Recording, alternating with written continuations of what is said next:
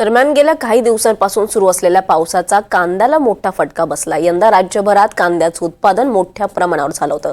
मात्र कांद्याच्या ऐन काढणीच्या वेळीच पावसानं हजेरी लावल्यानं शेतकरी आर्थिक संकटात सापडलाय। कांद्याला प्रति क्विंटल नुकसान भरपाई म्हणून अनुदान द्या, बाजार समितीमध्ये नाफेड मार्फत खरेदी सुरू करा अशी मागणी आता शेतकरी आणि शेतकरी संघटनांकडून केली जाते आहे।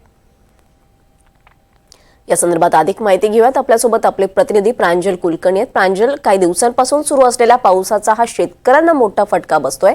कांदा उत्पादक शेतकऱ्यांची सध्या काय परिस्थिती आहे?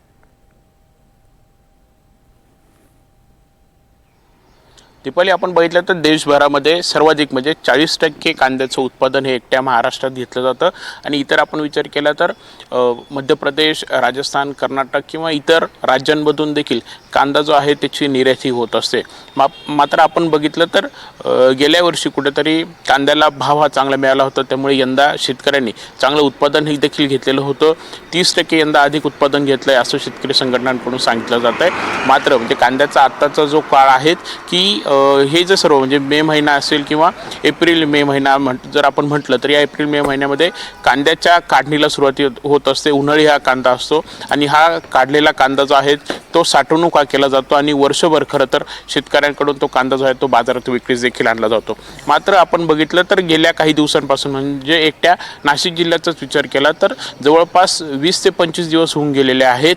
अवकाळी पाऊस खरं तर सुरुवातीला पडला होता, मात्र त्यानंतर या पावसाचं रूपांतर हे कुठेतरी मान्सूनपूर्व पावसामध्ये झालं। या सगळ्या हवामान बदलाचा परिणाम जो आहे तो शेती पिकाला मोठ्या प्रमाणावरती बसला। म्हणजे नाशिकमध्ये आपण विचार केला तर आंबा, मका, कांदा, भुईमुग असेल किंवा भाजीपाला, फळबागांना याचा खरं तर यामुळे चांगलं नुकसान हे झालं। मात्र यामध्ये सर्वाधिक नुकसान जो झालं आहे, सर्वाधिक फटका जो बसलेला आहे तो कुठेतरी कांदा पिकाला देखील बसलेला आहे। कांद्याचा या काढणीचा काळ होता आणि त्याचवेळी पावसाने हजेरी लावल्यामुळे अनेक ठिकाणी शेतातच कांदा जो आहे तो सोडून गेलेला आहे।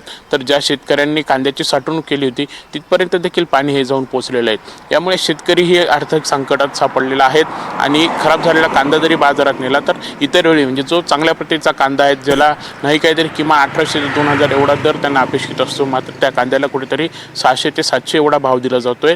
त्यामुळे उत्पादन खर्च देखील निघत नाही अशी परिस्थिती खरं शेतकऱ्यांसमोर उद्भवलेली आहे। यामुळे आता कुठेतरी ही देखील मागणी जोर धरू लागलेली आहे की आता या पावसामुळे जे काही शेतकऱ्यांचं नुकसान झालंय त्यासाठी अनुदान म्हणून, नुकसान भरपाई म्हणून प्रति क्विंटल किमान 1500 ते 2000 रुपये आम्हाला अनुदान द्या अशी मागणी आता शेतकरी संघटना करतायत। यासोबतच आता ही सर्व परिस्थिती बघता कुठेतरी नाफेडनी बाजार समितीमध्ये येऊन प्रत्यक्षपणे कांदा खरेदी करावी अशी देखील मागणी ही आता जोर धरू लागलेली आहे।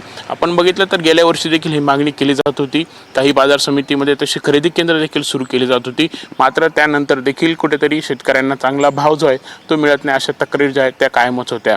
त्यामुळे एकंदरीतच आता कांदा जो आहे तो पुन्हा एकदा चर्चेत आलेला आहे। या विषयात नक्की काय तोडगा हा काढला जातोय ते पाहणं महत्त्वाचं ठरणार आहे। निश्चितच धन्यवाद प्रांजल, आपण दिलेल्या या सगळ्या सविस्तर माहितीसाठी।